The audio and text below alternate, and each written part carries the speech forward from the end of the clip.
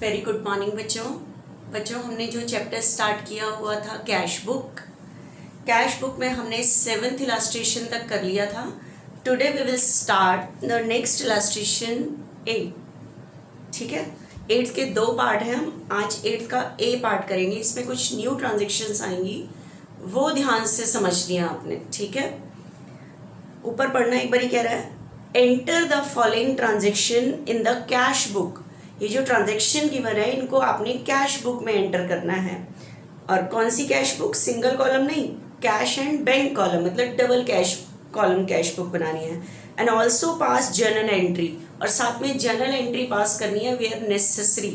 तो ये journal entry कौन सी? जो ट्रांजेक्शन कैश बुक में नहीं आती वो नीचे जर्नल एंट्री में, जिसे हम जर्नल प्रॉपर कहते हैं, ठीक है, वहाँ पे जर्नल एंट्रीज करनी है आपने। ठीक है, तो देखना, सम स्टार्ट करने से पहले आप एक बार देखो कौन से मंथ की कैश बुक है। सारी ट्रांजेक्शन अप्रैल के मंथ्स की हैं, तो अप्रैल के मंथ की कैश बुक बनानी है आपने।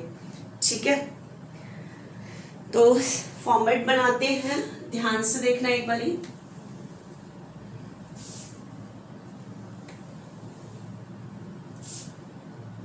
सेंटर की लाइन को डबल, ठीक है, this is the cash book.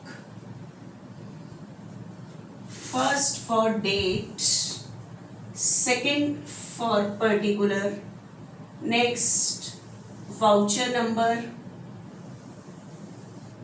LF, cash और बैंक कॉलम, कैश और कौन सा कॉलम? Bank column. ठीक है, नेक्स्ट देखना, same date, particular, voucher number, LF, cash and bank. ठीक है, आप एक बार ये कैश और उसका ये थोड़ा सा छोटा जा रहा है, इसको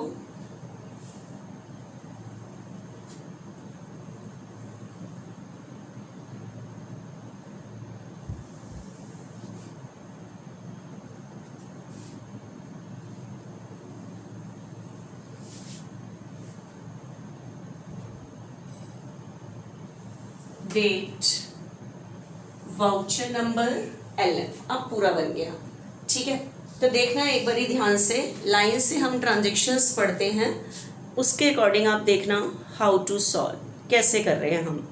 ठीक है, this is the cash book. Cash book के अंदर सबसे पहले ये सारा लिख लेना, date, particular, voucher number, LF, cash column, bank column, date, particular, voucher number, LF, cash and bank column. ठीक है, आपको पता है जिस भी मंथ की आप कैश बुक बनाते हैं, मंथ के स्टार्टिंग डेट पर लास्ट मंथ की कैश बुक का जो बैलेंस बचा है वो लिखते हैं। तो चेक कर रहा, 1 अप्रैल को लिखा हुआ है cash in hand. Cash in hand that means balance of cash. और आपको मैंने बताया था कैश का हमेशा डेबिट साइड ज्यादा होता है, तो इसका ब्रॉट डाउन हमेशा इसी साइड ही आएगा। ठीक है, तो 1 अप्रैल को आप लिख दो टू बैलेंस ब्रॉट डाउन। ये मार्च के मंथ की जो कैश बुक बनी होगी उसका बैलेंस बचा हुआ है, ये है 6200। ठीक है, उसके बाद बैंक का चेक करो क्या लिखा हुआ है, बैंक ओवरड्राफ्ट लिखा हुआ है। अगर कैश एट बैंक लिखा होता मतलब हमारे बैंक में कैश है, बैंक में जो हमारा कैश है वो हमारी असेट है, असेट का डेबिट बैलेंस, तो यही आता। लेकिन बैंक कैश एट बैंक नहीं लिखा हुआ, बैंक ओवरड्राफ्ट। ओवरड्राफ्ट मतलब हमने लास्ट मंथ में बैंक से फालतू निकाल लिए थे, तो पेमेंट साइड ज़्यादा रहा होगा। ठीक है, तो extra withdrawing from the account of bank, that is called bank overdraft. तो बैंक ओवरड्राफ्ट का बैलेंस मेरी लायबिलिटी होती है, लायबिलिटी का क्रेडिट बैलेंस। तो बैंक का बच्चे इस बार लास्ट मंथ में ये वाला साइड ज़्यादा निकल के आया होगा, तो बैंक का यहाँ से स्टार्ट करो, बाय बैलेंस ब्रॉट डाउन। ठीक है, 18,500 बैंक का बच्चों। ठीक है, ये हो गया।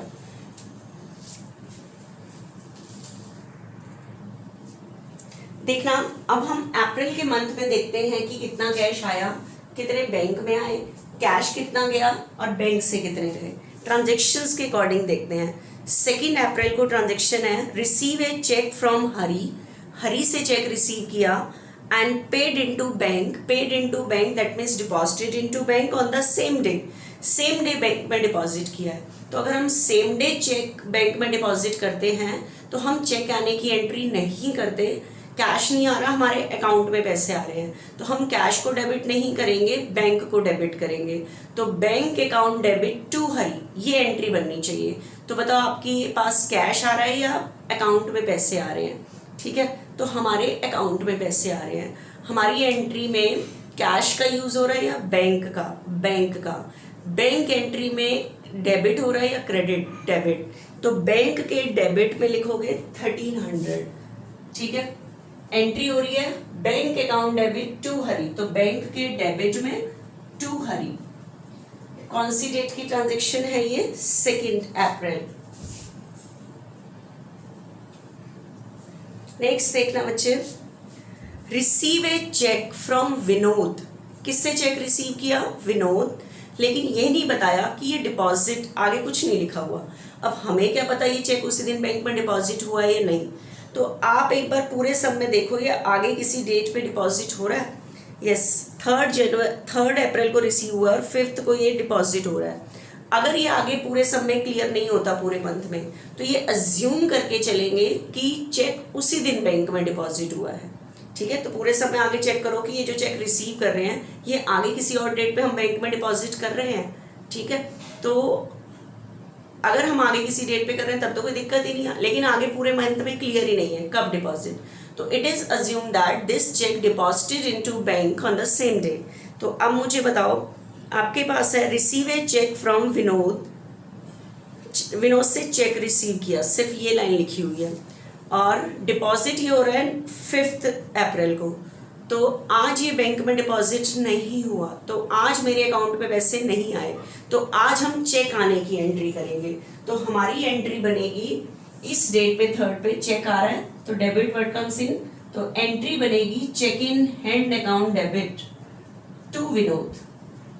ठीक है, 3 डेट को ये एंट्री होगी। लेकिन आप बताओ आज की डेट में क्या मेरे पास कैश आ रहा है? क्या मेरे अकाउंट में पैसे आ रहे हैं? नो। और कैश बुक सिर्फ हमें कैश और बैंक में कितने पैसे आए या कितने पैसे जगह उसकी इंफॉर्मेशन देते हैं। तो इस ट्रांजेक्शन में ना कैश का यूज हो रहा है ना बैंक का, that's why this transaction not affected on cash book, not recorded in cash book. तो इसको हम कैश बुक में रिकॉर्ड नहीं करेंगे। तो क्या उसने कहा है जहाँ जर्नल नेसेसरी हो वो जर्नल एंट्री करो, तो ये एंट्री कैश बुक के नीचे जर्नल का फॉर्मेट बना के नीचे कर देना, कैश बुक में नहीं आएगी ये एंट्री। ठीक है, उसके बाद 5 April cheque receive from Vinod deposited into bank, जो हमने विनोद से चेक रिसीव किया वो डिपॉजिट कर दिया बैंक में। तो चेक आया था, अब 5 को चेक चला गया और हमने कहाँ डिपॉजिट कर दिया? बैंक में। तो इस टाइम मेरे अकाउंट में पैसे आ गए। तो जब चेक को हम बैंक में भेजते तो अकाउंट में पैसे आ जाते, तो एंट्री बनेगी bank account debit to cheque in hand. इसका तो कोई इफेक्ट नहीं था, लेकिन इस एंट्री से मेरे अकाउंट में पैसे आ रहे हैं, तो bank account debit to cheque in hand. तो बताओ एंट्री में कैश का यूज है या बैंक का? बैंक का। बैंक एंट्री में क्या हो रहा है? डेबिट। तो बताओ चेक कितने का था? 3300 का। तो बैंक के डेबिट में एंट्री का अपोजिट लिख दो, टू चेक इन हैंड। ठीक है, 5 अप्रैल को हमने जब डिपॉजिट किया बैंक में तो अकाउंट में पैसे आए, तो कैश बुक पे अफेक्ट पड़ा है, ऐसे नहीं पड़ा। ठीक है, नेक्स्ट देखना और क्या है। सॉरी, 5th डेट को ही है, परचेज गुड्स परचेज किया एंड पेड बाय चेक, और पेमेंट किससे हो रही है? चेक से। तो गुड्स परचेज करना मेरे लिए expense, and expense always be debited. ठीक है, और पेमेंट किससे हो रही है? चेक से। तो बताओ एंट्री क्या बनेगी? Purchases account debit to bank, purchases account debit to bank. ठीक है, तो आपकी एंट्री में किसका यूज हो रहा है? बैंक। बैंक एंट्री में क्या हो रहा है? क्रेडिट। तो बैंक के क्रेडिट में 20 लिखोगे, एंट्री का अपोजिट लिखोगे बाय परचेजेस। ठीक है, 5 अप्रैल की ही ट्रांजेक्शन है। अब इस डेट पे एक और ट्रांजेक्शन है, फ्रेट पेड। फ्रेट होते हैं ट्रांसपोर्टेशन चार्जेस, गुड्स लाने के लिए जो रास्ते का किराया देते हैं, दैट इज कॉल्ड फ्रेट। और ये कैश पे हुआ है, तो फ्रेट पे करना मेरे लिए expense, and expense always be debited. तो एंट्री बनेगी freight account debit to cash. तो बताओ आपके पास बिजनेस से क्या जा रहा है, कैश। एंट्री में किसका यूज हो रहा है, कैश। कैश एंट्री में क्या हो रहा है, क्रेडिट। तो कैश के क्रेडिट में 250 5 अप्रैल को ही लिखोगे क्या, बाय फ्रेट। ठीक है, नेक्स्ट पढ़ते हैं क्या ट्रांजेक्शन है। Sold goods for cash, goods cash cell हुआ है। ठीक है, तो गुड्स सोल्ड करना मेरी इनकम, इसके लिए हम क्रेडिट करते हैं सेल को, आएगा कैश। तो एंट्री बनेगी cash account debit to sales. तो बताओ आपकी एंट्री में किसका यूज हो रहा है, कैश का। कैश एंट्री में क्या हो रहा है, डेबिट। तो कैश के डेबिट में कितने की अमाउंट है, 12,220। तो कैश के डेबिट में 12,220, एंट्री का अपोजिट टू सेल्स। कौन सी डेट की ट्रांजेक्शन है हमारे पास, ये 6 अप्रैल। 6 अप्रैल। उसके बाद 6 अप्रैल के बाद 8 अप्रैल की ओर देखना, sold goods for cash, same है, फिर से गुड्स कैश सेल किया। तो एंट्री बनेगी cash account debit to sales. तो कैश के डेबिट में फिर से 8 अप्रैल को भी टू सेल्स।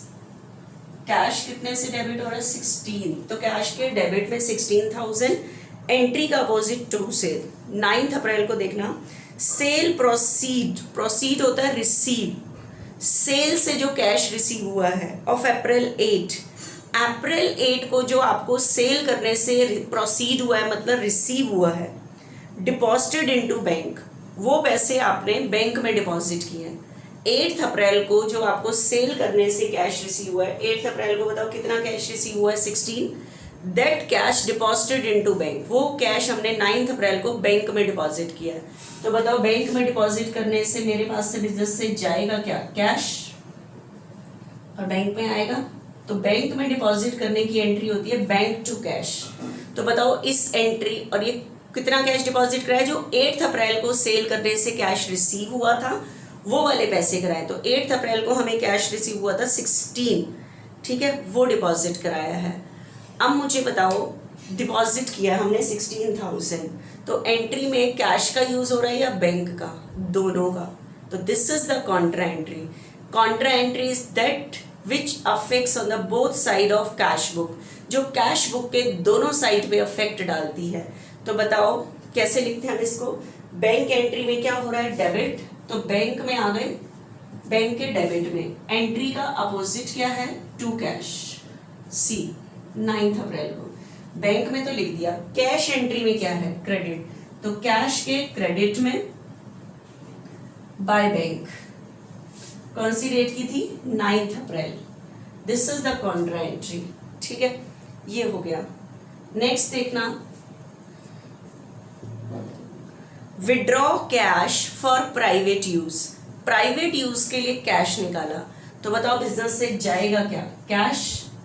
और प्राइवेट यूज के लिए हम किसको डेबिट, क्या वर्ड यूज करते हैं, ड्राइंग्स, ठीक है।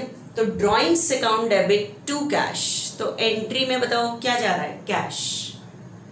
कैश डेबिट हो रहा है या क्रेडिट, तो कैश के क्रेडिट में 1000 से ये एंट्री, बाय ड्राइंग्स,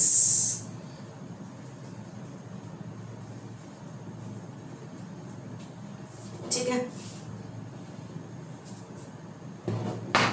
कौन सी डेट की थी ये वाली प्राइवेट यूज की, 11 अप्रैल की। नेक्स्ट देखना, withdraw by cheque for private use. Withdraw by cheque मतलब विड्रॉ फ्रॉम बैंक, बैंक से पैसे निकाले हैं प्राइवेट यूज के लिए। तो प्राइवेट के लिए ड्राइंग्स को ही डेबिट करोगे, लेकिन पैसे कहाँ से निकाले हैं, बैंक से। तो कैश की जगह क्या क्रेडिट हो जाएगा, बैंक। तो एंट्री बनेगी drawings account debit to bank. तो बैंक एंट्री में क्या हो रहा है, क्रेडिट। अमाउंट कितनी है, बैंक के क्रेडिट में 5000, एंट्री का अपोजिट बाय ड्राइंग्स। पहली बार बिजनेस से कैश गया, अकाउंट से पैसे गए। कौन सी डेट की ट्रांजेक्शन है, 12 अप्रैल। ठीक है, नेक्स्ट देखना, goods purchase from Suresh on credit. किससे गुड्स परचेज किया? सुरेश से, ऑन क्रेडिट। तो एंट्री क्या बनेगी? Purchases account debit to Suresh, liability increase हो जाएगी। ठीक है, तो इस एंट्री में ना कैश का यूज हो रहा है ना बैंक का, तो not recorded in cash book. तो ये एंट्री नीचे जो जर्नल का फॉर्मेट बनाया है वहां पास कर देना। उसके बाद है pay to Suresh by check.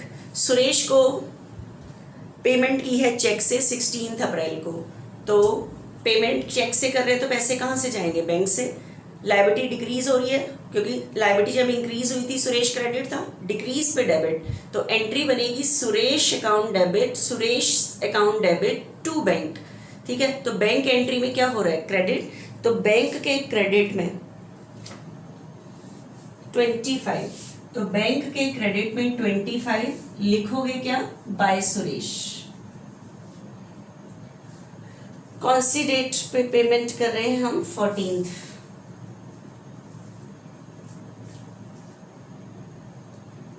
Sorry 16 को। नेक्स्ट देखना 17। बच्चे एक बार मेरी बात को सुनना। अभी तक जैसे हम किसी से चेक रिसीव करते थे, जैसे बी ने मेरे पैसे देने हैं और मैंने इससे चेक रिसीव किया और बैंक में डिपॉजिट नहीं किया, तो हम एंट्री करते हैं cheque in hand account debit to B. B ने मेरे 10,000 देने थे, उसने मुझे कैश देने की बजाय चेक दिया। चेक मैंने अभी बैंक में नहीं भेजा, अगर मैं बैंक में भेजती तो मेरे अकाउंट में पैसे आ जाते। तो बी ने मेरे पैसे दे दिए, मुझे कैश दे या मेरे अकाउंट में पैसे आए। तो मैंने एंट्री की cheque in hand account debit to B. लेकिन मेरे पास ये जो चेक आया था, मैंने अभी इसे बैंक में डिपॉजिट नहीं कराया। ठीक है, मैंने ना ए के पैसे देने थे, ए मेरी लायबिलिटी है, मैंने इसके पैसे देने थे। अगर मैं इसकी पेमेंट के लिए इसको कैश दे दी तो एंट्री होती एज टू कैश। लेकिन मैंने क्या किया? मैंने ये किया ना 10,000 ही देने थे, तो मैंने क्या किया कि ये जो मेरे पास चेक आया था ये मैंने बैंक में डिपॉजिट करने की बजाय, बैंक में डिपॉजिट करती तो मेरे अकाउंट में पैसे आते। मैंने क्या किया? ये cheque endorse to a, endorse to a, किसको एंडोर्स कर दिया? ए को। एंडोर्स होता है ट्रांसफर टू थर्ड पार्टी, मतलब हमने बैंक में डिपॉजिट करने की बजाय किसी अनदर पार्टी को दे दिया, थर्ड पार्टी को दे दिया। ठीक है, मुझे बी से चेक रिसीव हुआ था तो मैंने बैंक में डिपॉजिट करने की बजाय मैंने ए की पेमेंट करनी थी, तो मैंने उसे कैश देने की बजाय अपना चेक दे दिया। तो मेरे पास चेक आया था तब मैंने डेबिट किया, तो मैंने इसको चेक दे दिया, तो मेरे पास से चेक चला गया। अब क्या होगा? मैंने ए को पेमेंट के लिए चेक दिया, तो क्या होगा? बी ने जो मेरे पैसे देने थे तो वो मेरे अकाउंट में नहीं आएंगे, मैंने किसके पैसे देने थे? ए के, तो ए के अकाउंट में आएंगे। ठीक है, तो ध्यान से सुना, अगर मुझे चेक रिसीव होता है तो मैं बैंक में डिपॉजिट करती हूँ तो मेरे अकाउंट में पैसे आएंगे। अगर लिखा हुआ है एंडोर्स टू थर्ड पार्टी, मतलब ट्रांसफर टू थर्ड पार्टी, मतलब ए को मैंने पेमेंट करनी थी, मैंने कैश देने की बजाय अपना चेक ट्रांसफर कर दिया, तो मैंने इसको इसकी पेमेंट के लिए क्या दिया? चेक। तो एंट्री बनी a debit to cheque in hand. ठीक है, क्योंकि मेरे अकाउंट से पैसे नहीं जा रहे, मेरे को किसी ने चेक दिया था, मैंने वही चेक किसी और को दे दिया। ठीक है, तो एंट्री बनेगी a debit to cheque in hand.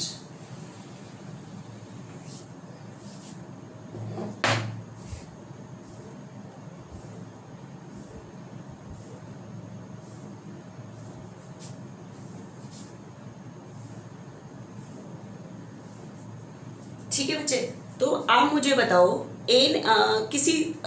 Suresh ने बी ने मेरे पैसे देने थे। ठीक है, उसने मुझे चेक दिया और मैंने ए की पेमेंट करनी थी, तो मैंने ए को एंडोर्स कर दिया, मतलब ट्रांसफर टू ए। तो उस टाइम मेरे पास से कैश नहीं जा रहा, चेक जा रहा है, और चेक मैं अपना नहीं दे रही, मेरे को किसी और से आया, तो मेरे अकाउंट से पैसे नहीं जाएंगे। तो मेरे पास से तो चेक आया, चेक चला गया। जब मेरे पास चेक आया तो मैंने चेक आने की एंट्री करी, मैंने एंडोर्स टू थर्ड पार्टी, मतलब किसी और को दे दिया, तो चेक मेरे पास चला जाएगा। तो मतलब ना मेरे अकाउंट में पैसे आए ना मेरे अकाउंट से पैसे गए। ठीक है, तो एंडोर्स वाली ट्रांजेक्शन कैश बुक पे इफेक्ट नहीं डालती। तो देखना एक बारी, नेक्स्ट 17th यही है, receive a cheque from Ajay. किससे चेक रिसीव किया? अजय। कह रहा है नॉट बैंक, नॉट बैंक मतलब नॉट डिपॉजिटेड इनटू बैंक, मैंने ये चेक बैंक में डिपॉजिट नहीं किया।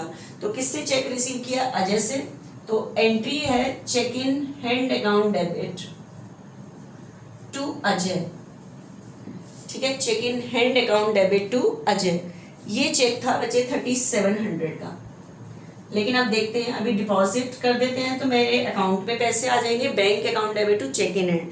लेकिन 20 अप्रैल को देखो कह रहा है cheque receive from Ajay, Ajay से जो चेक रिसीव किया था एंडोर्स टू विजय, वो हमने किसको दे दिया? विजय को। इसका मतलब हमने विजय के पैसे देने थे, तो विजय को हमने कैश देने की बजाय ये चेक एंडोर्स कर दिया। जब मेरे पास चेक आया था तो मैंने चेक आने की थी, अब चेक ट्रांसफर कर दिया मतलब मेरे पास से चेक चला गया, तो क्रेडिट वर्ड गोज आउट। अब इन देखो, जब मैंने अजय से चेक रिसीव किया था क्या मेरे पास कैश आया? क्या मेरे अकाउंट में पैसे आए? नो। क्या जब मैंने इसको चेक दिया क्या मेरे पास से कैश गया?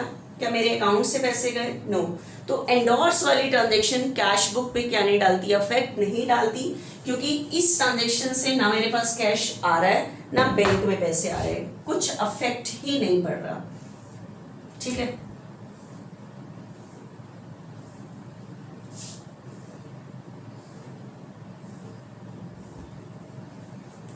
नेक्स्ट देखना बच्चे, इसका तो अफेक्ट नहीं पड़ा।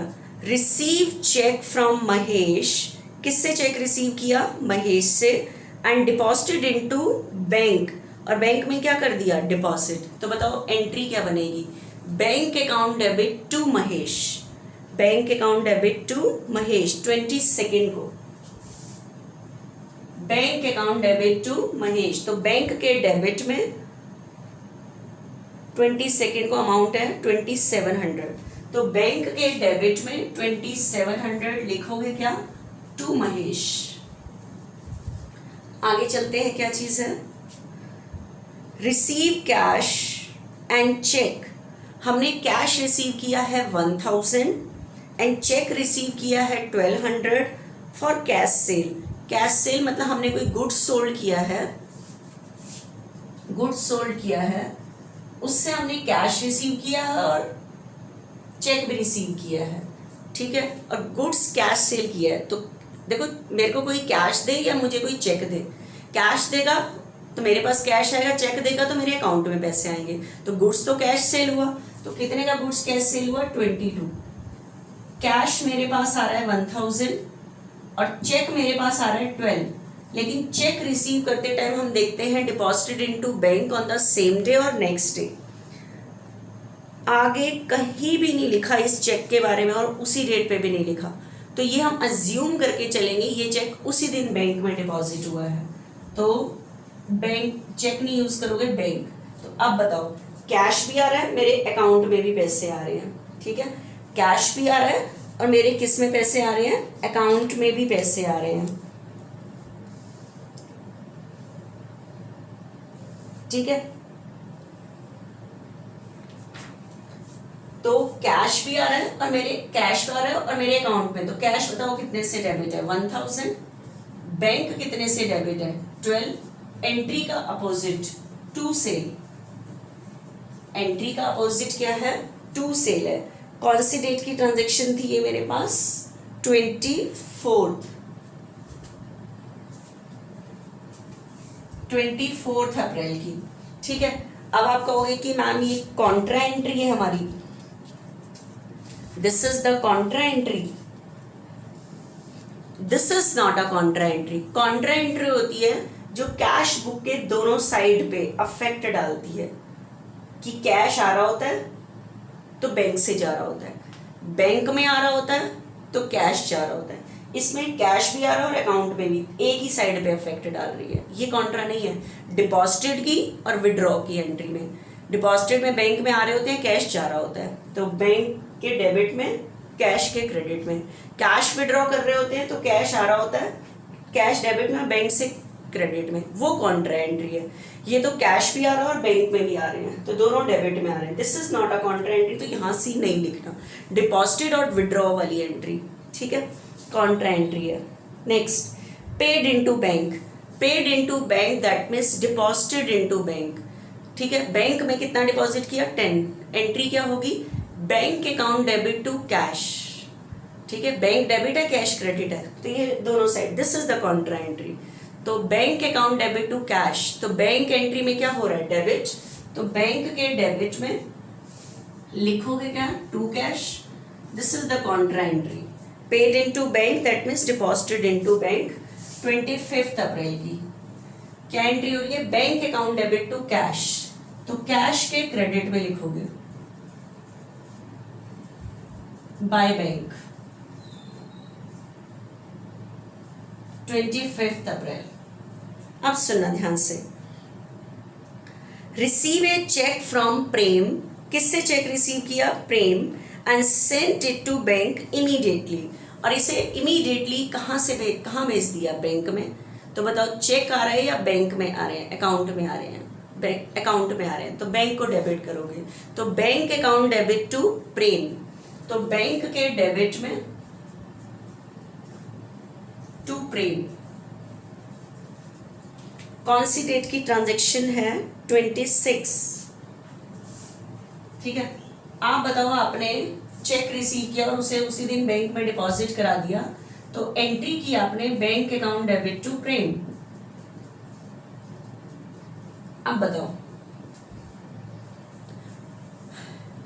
2 दिन के बाद आपको मैसेज आया कि जो चेक आपको प्रेम ने दिया था वो कैंसिल हो गया, ठीक है, डिसऑनर हो गया है। बैंक ने आपको इंफॉर्मेशन दी कि जो चेक आपको प्रेम ने दिया था, तो हम उसे बैंक में डिपॉजिट करते हैं, तो हम तो एंट्री कर देते हैं कि प्रेम ने मेरे पैसे दिए, अकाउंट में आ गए, लेकिन 2 दिन के बाद मैसेज आ गया कि जो चेक भेजा गया वो तो कैंसिल हो गया है, इसका मतलब मेरे अकाउंट में पैसे ही नहीं आए, इसका मतलब प्रेम ने मेरे दिए ही नहीं है, ठीक है।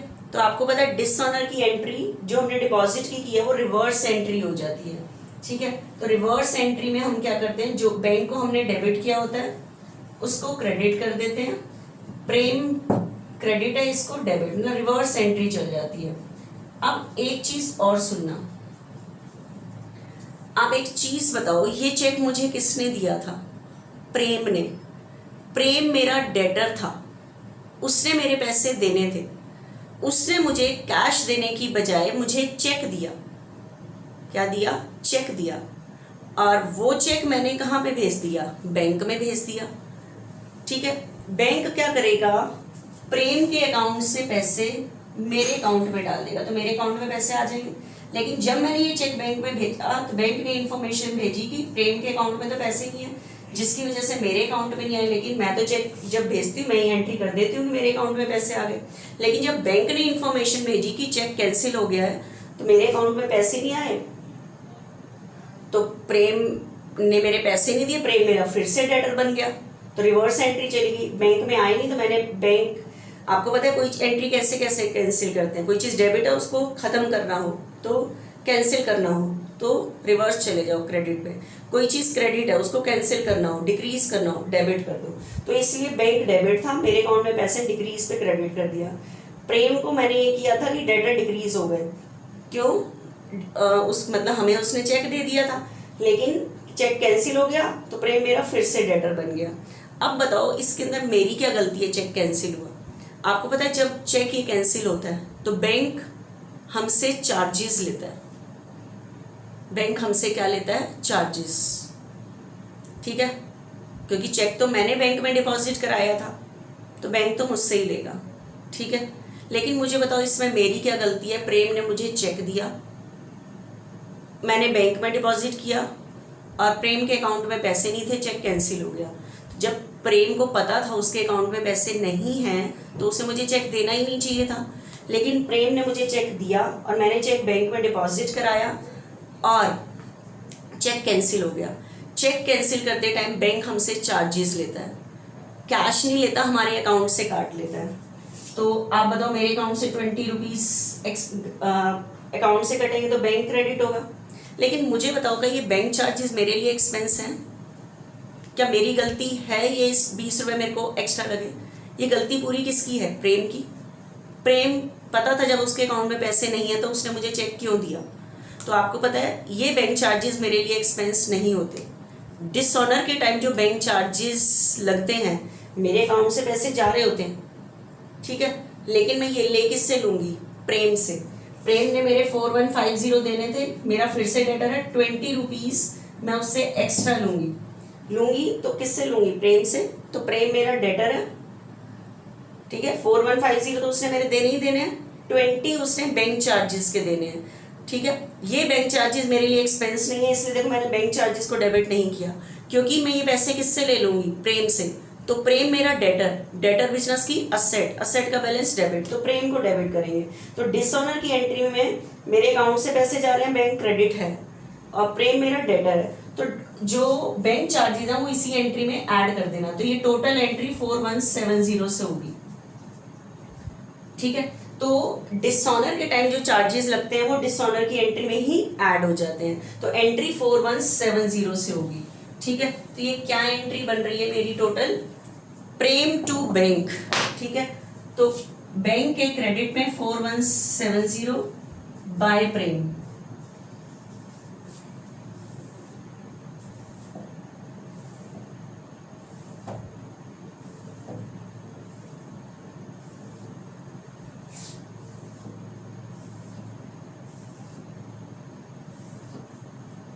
ये कौन सी डेट पे डिसऑनर हुआ है? 28,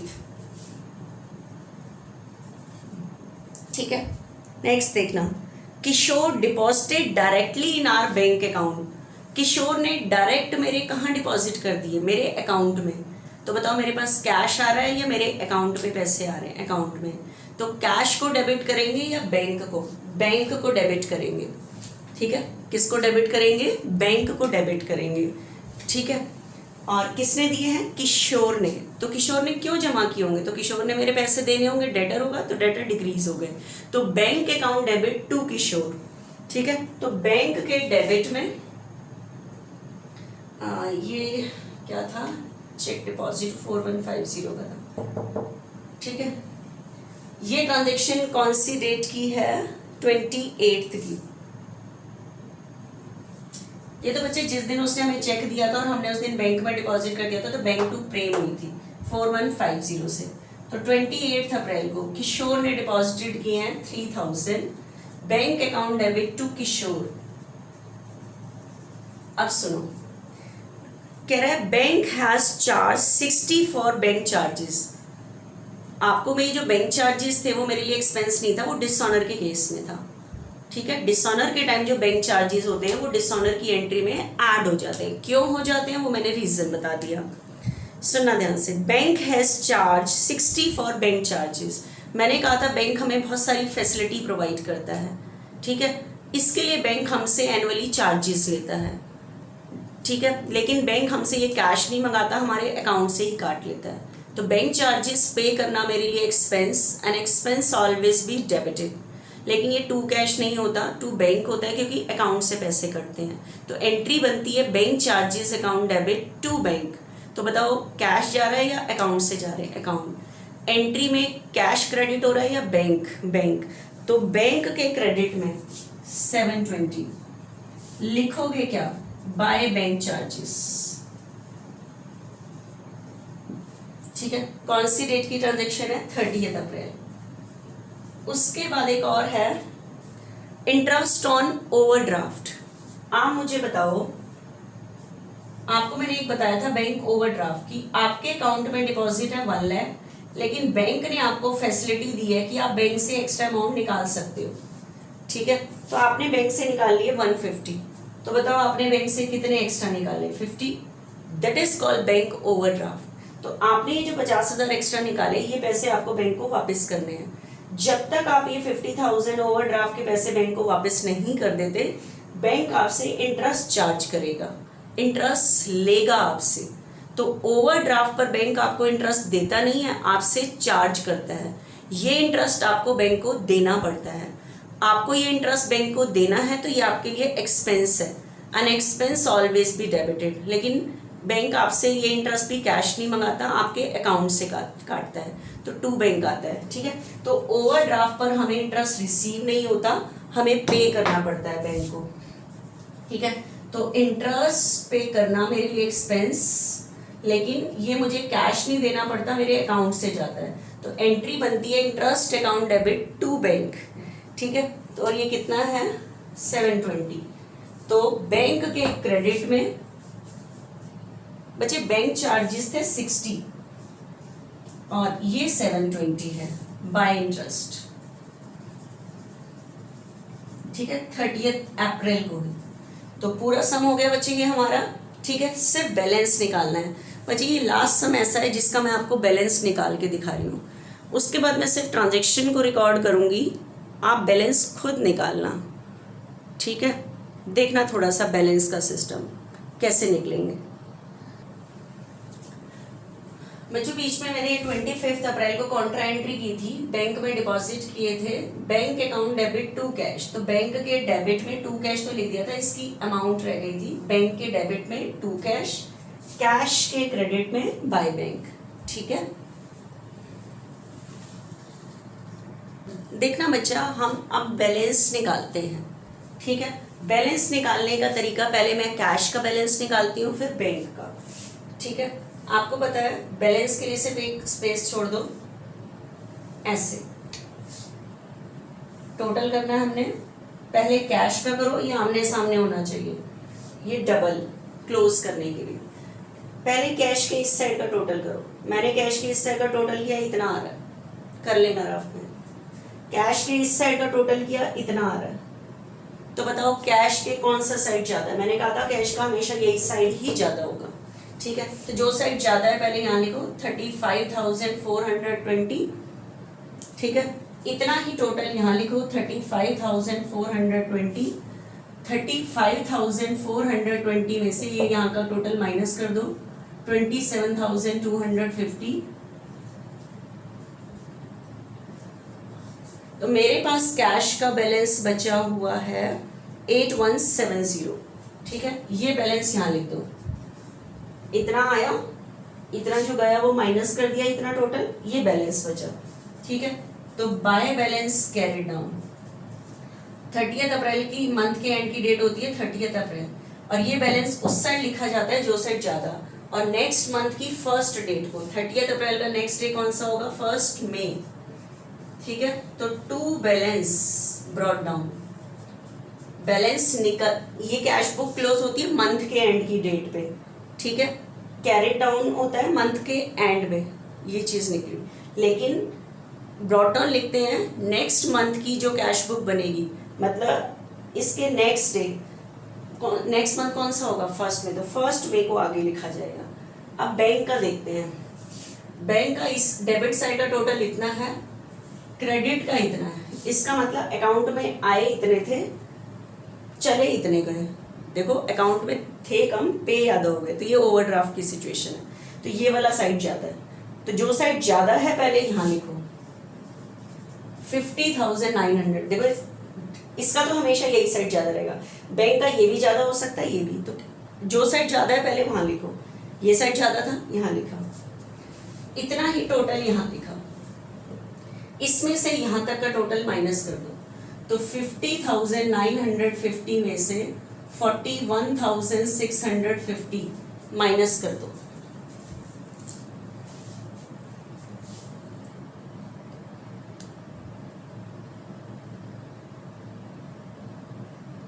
ठीक है,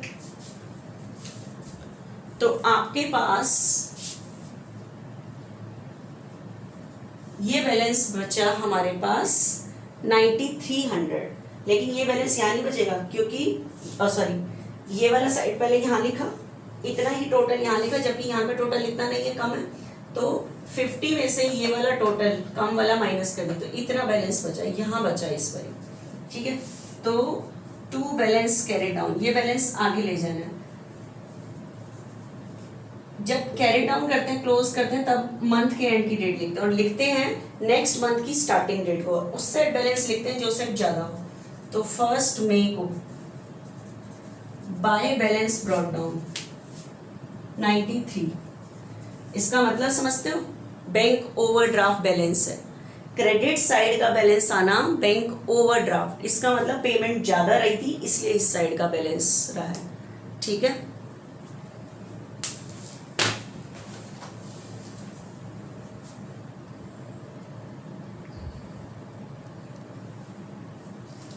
आपको ये समझ आया मैंने कैसे किया? पहले इसका टोटल ये था, ये जहाँ लिखा, ये साइड ज़्यादा था, इतना ही यहाँ लिखा।